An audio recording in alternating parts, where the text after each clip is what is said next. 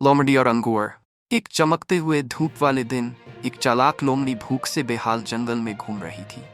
चलते चलते उसकी नज़र अंगूर के एक खूबसूरत गुच्छे पर पड़ी जो बेल पर लटक रहे थे। वे अंगूर सूरज की रोशनी में चमक रहे थे, इतने रसीले और मीठे लग रहे थे कि लोमड़ी के मुंह में पानी आ गया। उसने सोचा, अगर ये अंगूर मुझे मिल जाएं तो मेरी भूख मिट जाएगी। लोमड़ी ने अंगूर तक पहुंचने के लिए ऊंची छलांग लगाई, लेकिन वे अंगूर उसकी पहुंच से बाहर थे। उसने दोबारा कोशिश की, इस बार और ज्यादा जोर से उछली, लेकिन फिर भी असफल रही।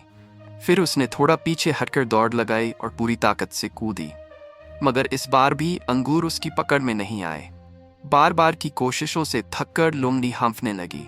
अंत में लोमड़ी ने गुस्से में अंगूरों को देखा और मुंह बनाते हुए कहा, ये अंगूर तो वैसे भी खट्टे होंगे, इन्हें खाकर कोई फायदा नहीं। ये कहकर लोमड़ी वहां से अपनी पूंछ घुमाती हुई चल पड़ी और अंगूर वैसे ही बेल पर लटके रह गए।